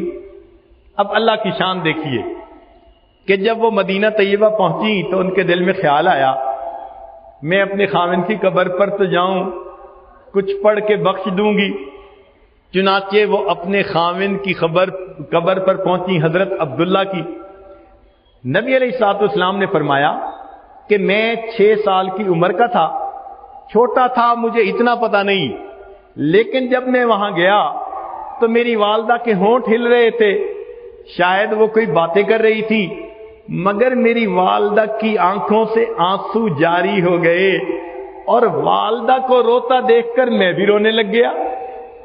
نبی علیہ السلام نے فرمایا کیا گفتگو تھی وہ یاد نہیں تھی، یقیناً یہی گفتگو ہوگی، عبداللہ آپ نے مجھ سے وعدہ کیا تھا میں لوٹ کر آؤں گا، میں تو آپ کا انتظار کرتی رہی، آپ مکہ مکرمہ میں بھی نہ آئے، اور عبداللہ آپ نے پھر آنکھیں ہی دنیا سے بند کر لی، چلے ہی گئے۔ عبداللہ تم ایک نشانی مجھے دے کر گئے تھے، میں آج اس اپنے بیٹے کو لے کر آئی ہوں، کاش آپ زندہ ہوتے، اس بچے کے چہرے کو دیکھتے یہ کتنا خوبصورت ہے، آپ کا بھی دل خوش ہوتا۔ بی بی آمنہ ایسے ہی خیالات میں مگن ہوگی، مگر خاوند کا خیال آ کر آنکھوں میں آنسو آ گئے۔ اللہ کے نبی صلی اللہ علیہ وسلم فرماتے ہیں کہ اپنی والدہ کو روتا دیکھ کر میری آنکھوں میں بھی آنسو آنے لگ گئے۔ پھر بی بی آمنہ نے واپسی کا سفر کیا۔ اب ذرا اللہ کی شان دیکھیے کہ جب واپسی کا سفر کرنا تھا، ابوا کے مقام پر پہنچے تو وہاں بی بی آمنہ کی بھی وفات ہو گئی۔ نبی علیہ الصلوۃ والسلام کی حالت کیفیت دیکھیے، والد پہلے وفات پا چکے تھے، 6 سال کی عمر ہے، اور اب والدہ کی وفات پا چکی۔ وہ جو ساتھ باندھی تھی اس نے نبی علیہ الصلوۃ والسلام کو لیا اور لے کر مکہ مکرمہ آئی۔ ادھر عبد المطلب کا یہ حال تھا کہ وہ اپنے وہ پوتے کی جدائی سے بہت زیادہ اداس تھے، روزانہ مکہ مکرمہ سے باہر راستے پر نکل کر گھنٹوں انتظار کرتے تھے میری بہو کب آئے گی اور میرے پوتے کو کب لے کر آئے گی، مگر آمنہ تو آتی ہی نہیں تھی۔ ایک دن ایسا ہوا، آنے والی جو تھی دیکھی بالی تھی، اندازہ لگایا کہ وہ تو اس کی باندھی ہے، تو عبد المطلب حیران ہوئے۔ عبد المطلب نے باندھی سے پوچھا کہ آمنہ کہاں ہے؟ اس وقت باندھی نے کہا کہ یہ وہ بچہ ہے، والد کا سایہ پہلے سے سر پہ اٹھ گیا، اب اس راستے میں اس کی والدہ بھی فوت ہو گئی، میں اس بچے اکیلے کو لے کر آپ کے پاس آئی ہوں۔ چنانچہ نبی علیہ السلام اپنے دادا کی کفالت میں رہنے لگ گئے۔ اللہ رب العزت نے ایک وقت آیا دادا کو بھی بلا لیا، پھر آپ اپنے چچا کے پاس آ گئے۔ یہ اصل میں سہارے تھے، لوگوں کا سہارا باپ ہوتا ہے، ماں ہوتی ہے، دادا ہوتا ہے، چچا ہوتا ہے۔ اللہ تعالیٰ نے آپ کی مبارک زندگی میں یہ سارے سہارے توڑنے شروع کر دیے۔ بتانا یہ مقصود تھا کہ جس نے دنیا کے اندر وحدانیت کا پیغام دینا ہے، دنیا کہے گی خود تو سہاروں سے پرورش پاتے رہے اور دنیا کے اندر نفع اٹھاتے رہے، اب ہمیں غیر کا سہارا لینے سے منع کرتے ہیں۔ اللہ نے فرمایا دیکھو میرے محبوب پہ کوئی دھبا نہ لگا سکے، میں ایک ایک کر کے سب سہاروں کو توڑ دیتا ہوں اور پھر بتا دیتا ہوں لوگوں تمہاری نظر میں جو یتیم تھا اللہ نے اس کی پرورش کی اور اللہ نے اس کو در یتیم بنا کر دکھا دیا۔ نبی علیہ الصلوۃ والسلام کو اللہ رب العزت نے پھر دنیا میں کیا شان عطا فرمائی کہ ایک وقت آیا کہ آپ کو اللہ نے وحی کی سعادت سے سرفراز فرمایا، آپ نے پھر کلمے کی تعلیم دینی شروع کی۔ وہ مکہ والے جو بہت محبت کرنے والے سمجھے جاتے تھے وہی مخالف بن گئے۔ پھر ایک وقت آیا کہ نبی علیہ السلام نے ہجرت فرما لی، ایک وقت آیا کہ نبی علیہ السلام کو اللہ تعالیٰ نے پھر مکہ کا فاتح بنا کر واپس بھیج دیا۔ پھر حنین کا میدان آیا، وہاں پر اللہ تعالیٰ نے اپنے حبیب صلی اللہ علیہ وسلم کو بہت زیادہ مال غنیمت عطا کیا. کئی ہزار 40,000 بکریاں تھیں, 6,000 قیدی تھے. اللہ کی شان دیکھیے, ان قیدیوں میں نبی علیہ الصلوۃ والسلام کی بہن شیما بھی آئی. چنانچہ نبی علیہ السلام تشریف فرما ہے, ایک صحابی آتے ہیں, آ کر کہتے ہیں کہ اے اللہ کے حبیب صلی اللہ علیہ وسلم, ایک عورت ہے, وہ کہتی ہے کہ میں آپ کے صاحب کی بہن ہوں, ان سے ملنا چاہتی ہوں. نبی علیہ السلام سن کر حیران ہوئے, میں تو عبداللہ کا ایک بیٹا, میری بہن تو کوئی نہیں, کون ہے جو کہتی ہے میں بہن ہوں؟ پھر آپ نے فرمایا اچھا اسے آنے دو. شیما اس وقت بہت عمر رسیدہ ہو چکی تھی, وہ آئیں اور کہنے لگیں کہ دیکھیں میں آپ کی دودھ شریک بہن ہوں, آپ کی پرورش حلیمہ سعدیہ نے کی, اور میں آپ کو گود میں لے کے اس وقت لوری دیا کرتی تھی, ربنا ابقی لنا محمدا, اللہ میرے محمد کو, ہمارے محمد کو سلامت رکھنا, باقی رکھنا. میں تو لوریاں دیا کرتی تھی. پھر حلیمہ نے دکھائی کہ دیکھو فلاں جگہ کے اوپر جب آپ کے نئے نئے دانت آئے تھے آپ نے کاٹا بھی تھا اور میرے نشان پڑ گیا تھا. نبی علیہ الصلوۃ والسلام کو یاد آ گیا. آپ نے فرمایا ہاں واقعی بچپن میں ایسا ہوا تھا, تم میری بہن ہو. پھر نبی علیہ الصلوۃ والسلام نے اس کو چادر بچھا کر اوپر بٹھایا, پوچھا میرے پاس رہنا چاہتی ہو, آپ کی کفالت میں کروں گا, جانا چاہتی ہو تو نان نفقہ دے کر بھیج دوں گا. پھر نبی علیہ السلام نے اسے بہت سارا نان نفقہ بھی دیا. وہ کہنے لگی میرے قبیلہ کے لوگ کہیں گے خدا آزاد ہو کے آ گئی, باقیوں کا خیال نہ رکھا. نبی علیہ السلام نے قبیلے کے باقی لوگوں کو بھی آزاد فرما دیا, دنیا کو بتا دیا دیکھو بہن کو اس طرح عزتوں سے روانہ کیا کرتے ہیں. مگر شیما نے یہ بات کہی, میرے بھائی میں جب گود میں لے کر بیٹھتی تھی کہا کرتی تھی ربنا ابقی لنا محمدا, اللہ ہمارے محمد صلی اللہ علیہ وسلم کو باقی رکھنا. میں آپ کی عزتوں کی دعائیں مانگتی تھی, مگر مجھے نہیں پتا تھا ایک وقت آئے گا اللہ آپ کو اتنی عزتیں دیں گے کہ میں بھی قیدی بن کر آپ کے ہاتھوں میں یہاں پہنچ جاؤں گی. اللہ تعالیٰ کے حبیب صلی اللہ علیہ وسلم کو یتیموں سے بہت زیادہ محبت تھی. اللہ تعالیٰ فرماتے ہیں الم یجدک یتیما فآوا, اے میرے حبیب صلی اللہ علیہ وسلم کیا ہم نے آپ کو یتیم پایا اور ہم نے آپ کو ٹھکانہ دیا, کتنا اچھا ٹھکانہ دیا. تو اللہ تعالیٰ نے واقعی آپ کو یتیم پایا, در یتیم بنا دیا. اللہ تعالیٰ نے آپ کو کائنات کا سردار بنا دیا. اللہ تعالیٰ نے آپ کو وہ شان عطا فرمائی کہ خدا اپنی خدائی میں اگر یکتا ہے تو آپ کے پیارے حبیب حضرت محمد صلی اللہ علیہ وسلم اپنی مصطفائی میں یکتا ہے, کوئی اور رحمت للعالمین نہیں ہو سکتا. یہ اللہ تعالیٰ نے اپنے حبیب صلی اللہ علیہ وسلم کو شان عطا فرمائی. نبی علیہ الصلوۃ والسلام کو یتیموں سے کتنی محبت تھی. ایک مرتبہ عید کا دن ہے, نبی علیہ الصلوۃ والسلام اپنے مبارک گھر سے عیدگاہ کی طرف تشریف لے جانے لگے. مکہ مکرمہ کی گلی کے اندر کچھ بچے کھیل رہے تھے, نہائے دھوئے ہوئے تھے, اچھے کپڑے پہنے ہوئے تھے, اور آپ صلی اللہ علیہ وسلم جب قریب سے گزرے سب نے سلام کیا. جب آپ صلی اللہ علیہ وسلم آگے گئے ایک بچے کو دیکھا, کپڑے بھی میلے ہیں, چہرے پہ بھی اداسی ہے, خاموش بیٹھا ہوا ہے. نبی علیہ الصلوۃ والسلام کے بڑھتے قدم رک گئے. آقا صلی اللہ علیہ وسلم نے پوچھا اے بچے تو کون ہے؟ اس نے کہا میں یتیم مدینہ ہوں, میرے والد فوت ہو گئے, اپنے والد کو یاد کر رہا ہوں. وہ زندہ ہوتے مجھے نئے کپڑے لا کے دیتے, میں بھی اچھے کپڑے پہن کے ان بچوں کے ساتھ کھیلتا, میں اپنے والد کو یاد کر رہا ہوں. نبی علیہ الصلوۃ والسلام نے فرمایا اچھا تم میرے ساتھ آؤ. چنانچہ آپ صلی اللہ علیہ وسلم نے اس یتیم بچے کو اپنے ساتھ لیا. آگے جانے کی بجائے آپ صلی اللہ علیہ وسلم واپس اپنے گھر تشریف لائے. سیدہ عائشہ صدیقہ رضی اللہ عنہا کو فرمایا حمیرہ اس چھوٹے بچے کو نہلا دو. ام المومنین نے اس چھوٹے بچے کو نہلا دیا. اتنے میں نبی علیہ السلام نے سیدہ فاطمہ الزہرا رضی اللہ عنہا کو پیغام بھیج دیا کہ حسن کے ہم عمر بچہ ہے, کوئی حسن کا لباس دھلا ہو تو بھیج دو. ادھر سے دھلا ہوا لباس آ گیا, بچے کو نیا لباس پہنا دیا گیا. سیدہ عائشہ رضی اللہ تعالیٰ عنہ نے اس کو تیل لگایا، کنگھی کی، خوشبو لگائی، آنکھوں میں سرما ڈالا، تیار کر دیا۔ اب وہ بچہ نبی علیہ السلام کے ساتھ چلنے کے لیے تیار ہے۔ اللہ کے حبیب صلی اللہ علیہ وسلم اس سے سوال کرتے ہیں، تو اپنے والد کے ساتھ عید پڑھنے جاتا تھا؟ جی میں جاتا تھا۔ وہ کیسے لے کے جاتے تھے؟ میں اپنے والد کے کندھوں پہ سوار ہو کے جاتا تھا۔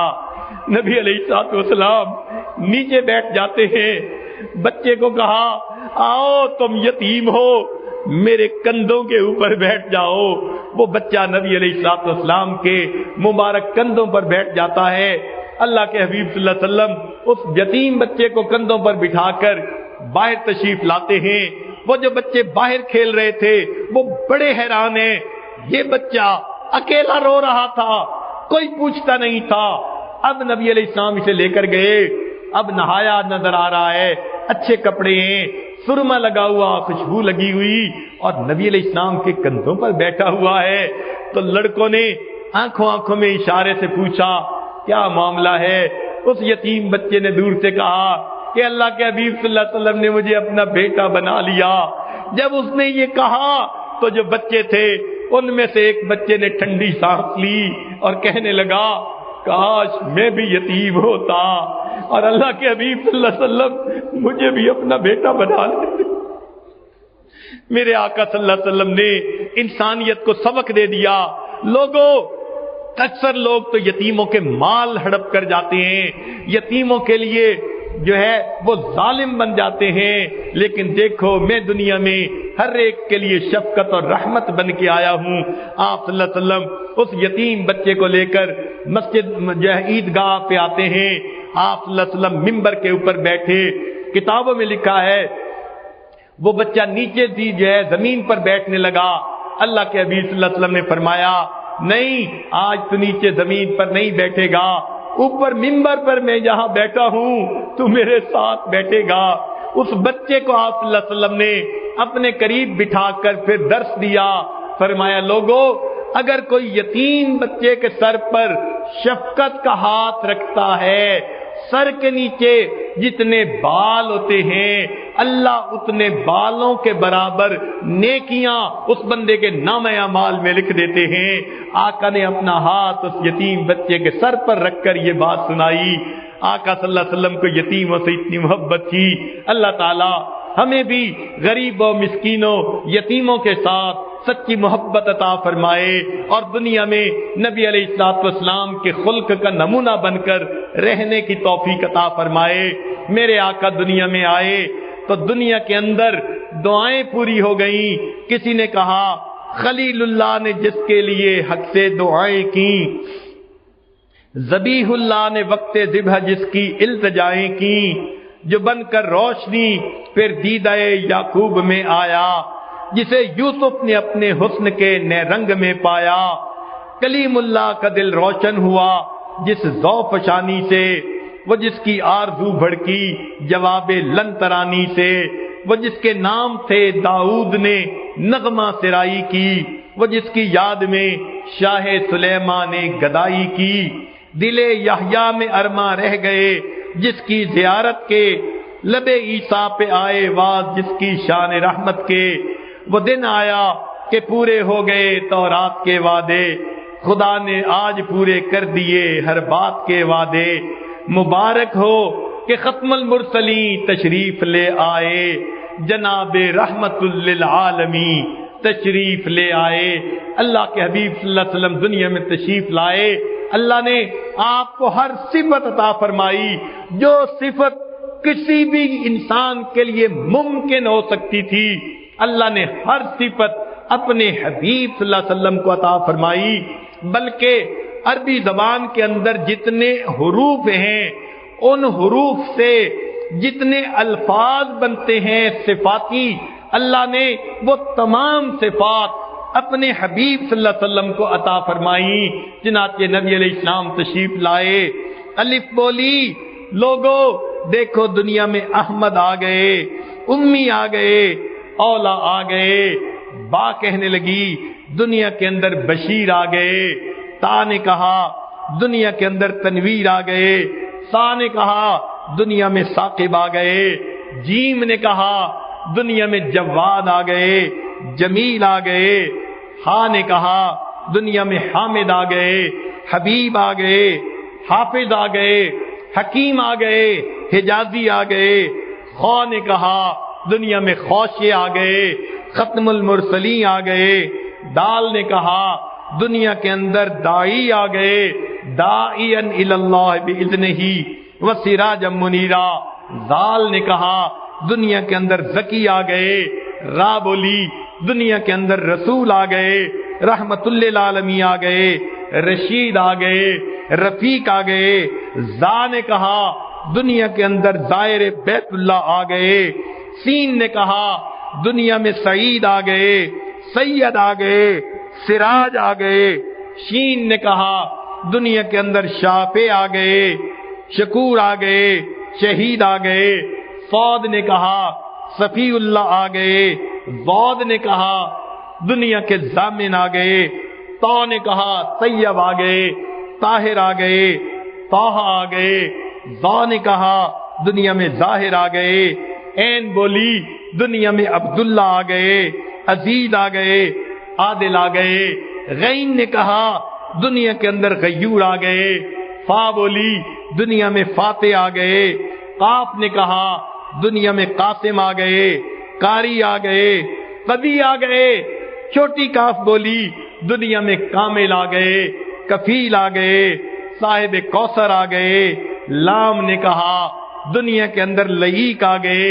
میم بولی دنیا کے اندر محمد آ گئے, محمود آ گئے, مدثر آ گئے, مزمل آ گئے, مصطفیٰ آ گئے, منصور آ گئے. نون نے کہا دنیا کے اندر نذیر آ گئے, ناشر آ گئے, ناصر آ گئے. واو بولی دنیا کے اندر وکیل آ گئے, ولی آ گئے. ہاں کہنے لگی دنیا کے اندر ہادی آ گئے, ہاشمی آ گئے. حمزہ نے کہا دنیا کے اندر اول آ گئے, آخر آ گئے, امین آ گئے. یا باقی رہ گئی تھی, کہنے لگی سنو لوگو دنیا کے اندر یاسین آ گئے, دنیا کے اندر یتیم آ گئے, جس کے بارے میں اللہ فرماتے ہیں الم یجد کا یتیمن فآوا. اے میرے حبیب صلی اللہ علیہ وسلم, ہم نے آپ کو یتیم پایا, ہم نے آپ کو ٹھکانہ دیا. دیکھیے جتنے حروف ہیں ان حروف سے جتنی خصوصیتیں بنتی ہیں, صفاتی نام بنتے ہیں, اللہ نے سب صفات اپنے حبیب صلی اللہ علیہ وسلم کو عطا فرما دی. میں سلام کرتا ہوں اس ہستی کی عظمت کو جس کو ہم نے دنیا میں قائد مانا ہے, وہ احمد مجتبی محمد صلی اللہ علیہ وسلم, جنہوں نے انسانیت کو تکریم انسانیت کا درس دیا, جو رحمت بن کر دنیا میں تشریف لائے. اللہ تعالی ہمیں اپنے ظاہر کو ان کی سنتوں سے سجانے کی توفیق عطا فرمائے اور ان کی تعلیمات کے مطابق پوری زندگی گزارنے کی توفیق عطا فرمائے. وآخر دعوانا ان الحمد للہ رب العالمین. ابھی دعا سے پہلے ہم اس مراقبہ کی تھوڑی دیر مشق کر لیں. سارے لوگ جہاں بیٹھے ہیں یا کھڑے ہیں تھوڑی دیر اپنی ظاہر کی آنکھوں کو بند کر دیں, من کی آنکھوں کو کھول لیں. ظاہری آنکھیں بند کر لیجیے سب حضرات. اپنے دامان شفاعت میں چھپا رکھنا, میرے سرکار میری بات بنائے رکھنا. اپنے دامان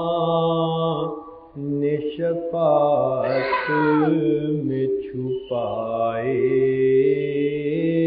رکھنا, میرے سرکار میری بات بنائے رکھنا. آپ کی یاد ستاتی ہے تو رو لیتے ہیں, اپنی یادوں کے ہمیں روگ لگائے رکھنا۔ میں نے مانا کہ گناہگار ہوں پر آپ کا ہوں، میں نے مانا کہ گناہگار ہوں پر آپ کا ہوں، اس گناہگار سے سرکار نبھائے رکھنا۔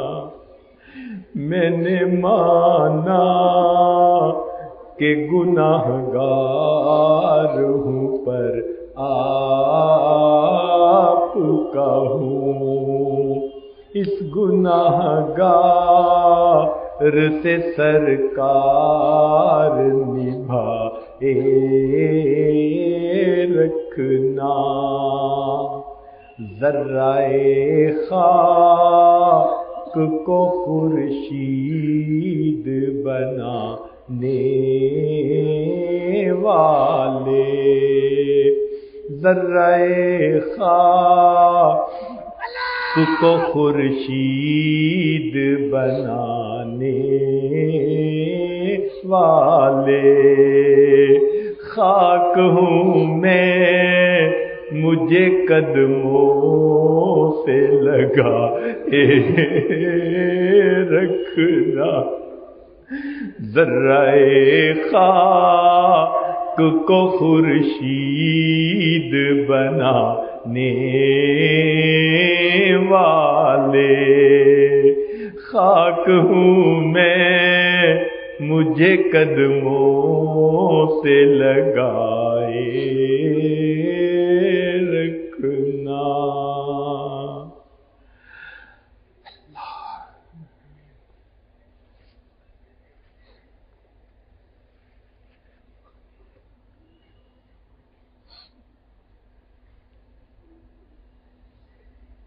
لا الہ الا اللہ محمد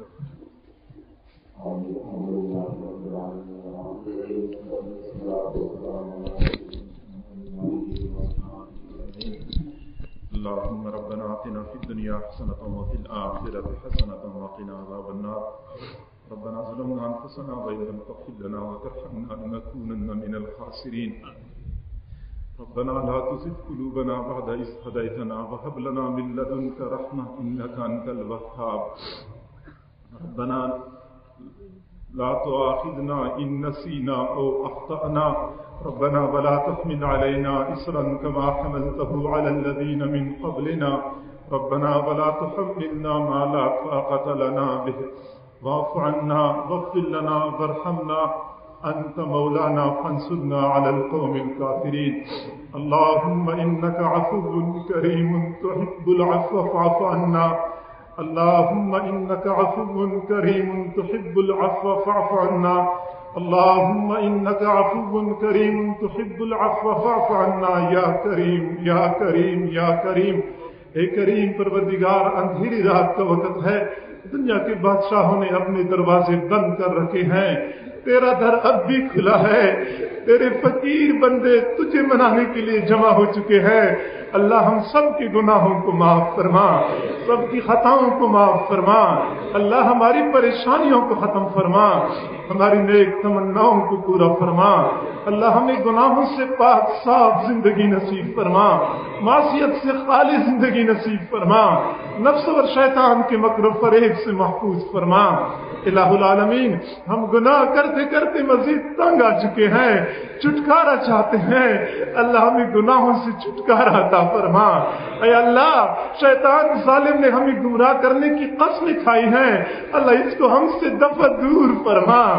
اللہ جس طرح تو نے آسمان کو زمین پہ گرنے سے روکا ہوا ہے، شیطان کو ہمارے اوپر مسلط ہونے سے روک دیجئے۔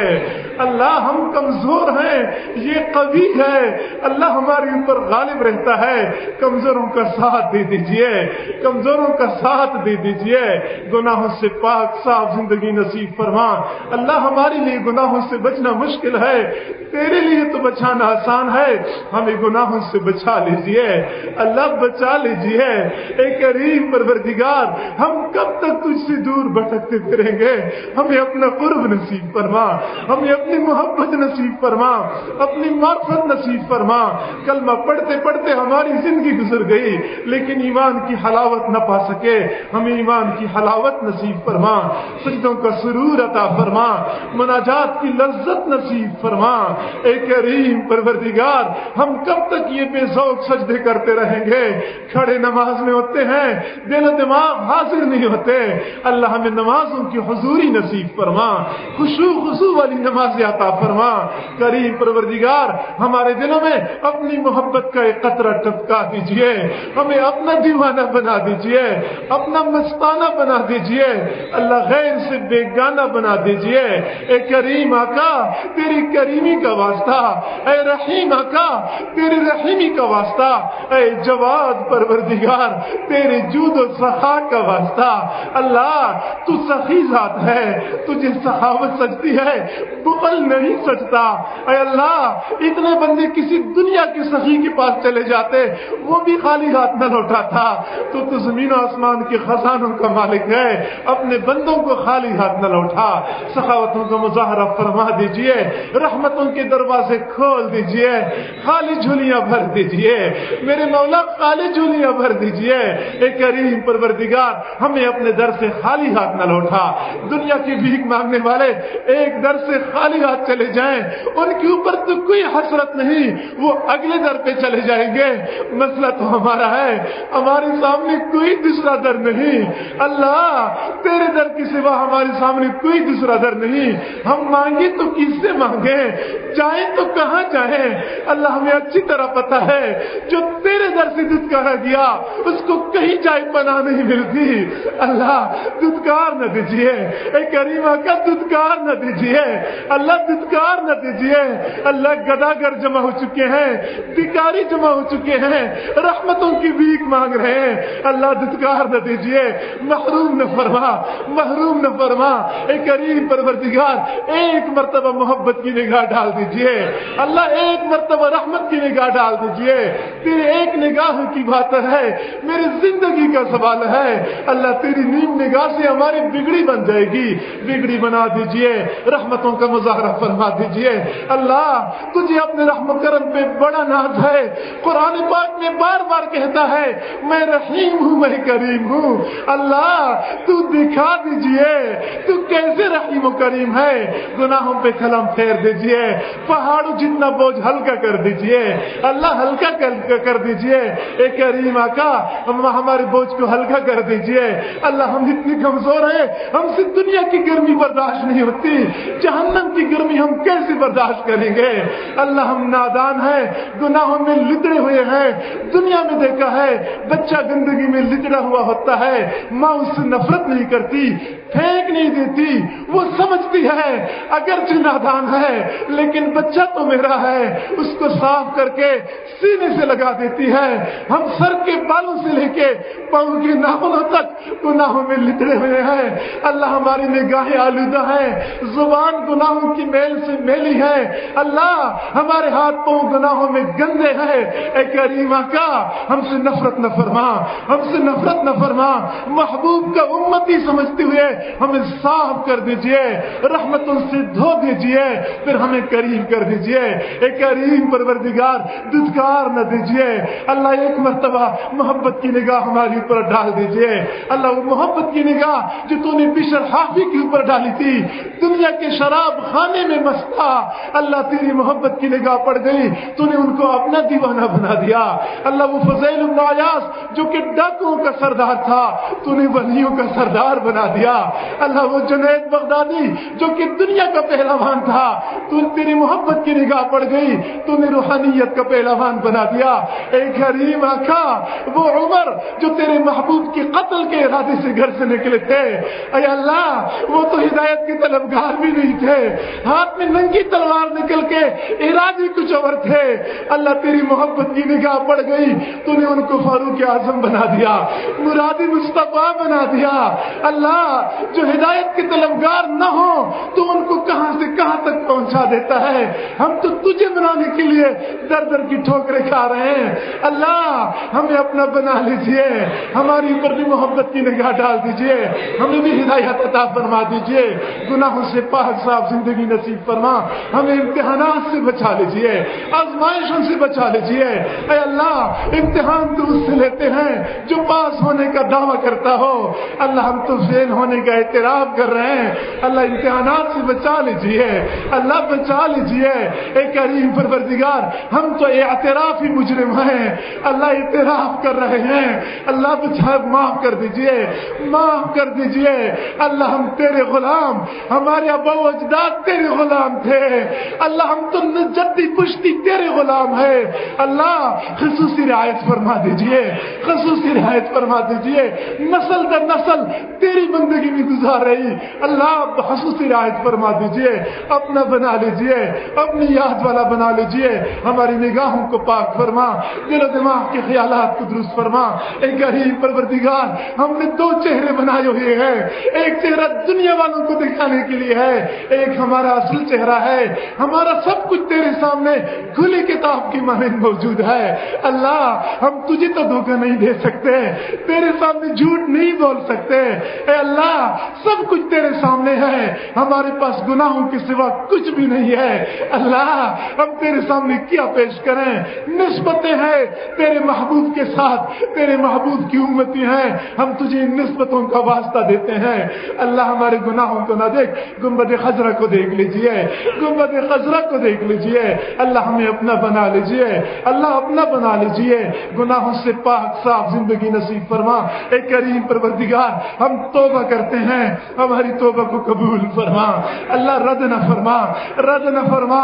اے اللہ اتنے دیر تک کسی دنیا والے سے ہم معافی مانگتے وہ بھی معاف کر چکا ہوتا، اللہ کوئی بیٹا اپنی ماں سے اتنی معافی مانگ لے، اللہ وہ ماں بھی معاف کر لیتی ہے، تو ماں سے 100 گنا زیادہ محبت کرنے والا ہے، اللہ معاف فرما دیجئے، معاف فرما دیجئے، اللہ تم مان جا، اللہ اب تو مان جا، اللہ اب تو مان جا، اللہ راضی ہو جا، اے اللہ راضی ہو جا، اے اللہ راضی ہو جا، اللہ اگر تو راضی نہ ہوا شیطان خوش ہو جائے گا، وہ کہے گا اچھا ہو گیا، اتنی دیر تک بیٹھے بھی رہے کچھ ملا بھی نہیں، اللہ شیطان تیرا بھی دشمن ہے، ہمارا بھی دشمن ہے، اللہ اس کو ہمارے اوپر خوش ہونے کا موقع نہ عطا فرما، اللہ اس کو ذلیل کر دیجئے، ذلیل کر دیجئے، اللہ سارے مجمع کی مغفرت کا فیصلہ فرما دیجئے۔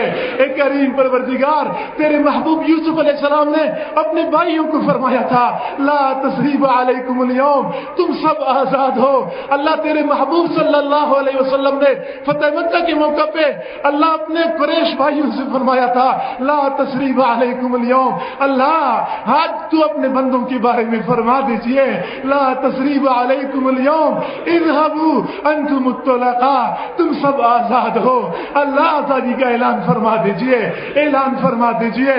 اے کریم پروردگار ہم پوری زندگی کہتے رہے ہم تیرے ہیں، ہم تیرے ہیں، اللہ پوری زندگی یہ رٹ لگائے رکھا، اللہ ایک مرتبہ تو بھی فرما دیجئے کہ تم میرے ہو، اللہ ایک مرتبہ فرما دیجئے کہ تم میرے ہو، اللہ ایک مرتبہ فرما دیجئے، اللہ تیرا کچھ کم نہیں ہوگا، اللہ تمہاری بگڑی بن جائے گی، تیری شان میں اللہ کوئی کمی نہیں آئے گی، اللہ فرما دیجئے، ایک مرتبہ فرما دیجئے کہ تم میرے ہو، ہمیں اپنا بنا لیجئے۔ اے کریم پروردگار ہمیں اپنے محبوب صلی اللہ علیہ وسلم کی سچی محبت نصیب فرما، ان کی سنتوں کی سچی محبت نصیب فرما، ایک ایک سنت پہ مرنے مٹنے والا بنا، سر کے بالوں سے لے کے پاؤں کے ناخنوں تک ان کی سنتوں کے نور سے منور فرما۔ اے کریم پروردگار، ہم اس زمانے میں پیدا ہوئے کہ ہم تیرے محبوب کی زیارت نہ کر سکے، اللہ ہم دعا کرتے ہیں ان کے ہاتھوں حوض کوثر کا جام ضرور نصیب فرما۔ اے اللہ، کتابوں میں پڑھا ہے تیرے محبوب نے فرمایا ہے کتنے لوگ ایسے ہوں گے حوض کوثر پہ آئیں گے، فرشتے ان کو ایسا ہنکائیں گے جیسا کہ بھٹکے ہوئے اونٹوں کو ہنکایا جاتا ہے، قریب نہیں آنے دیا جائے گا۔ اللہ اس بدبختی سے بچا لیجیے، اس محرومی سے بچا لیجیے۔ اللہ دنیا میں محبوب کا دیدار نہ کر سکے، آخرت میں تو دیدار عطا فرما دیجیے۔ اے اللہ، وہ چہرہ جسے تو نے والضحیٰ فرمایا، اس چہرے کا دیدار عطا فرما۔ اے کریم پروردگار، محبوب کے قدموں میں جگہ نصیب فرما۔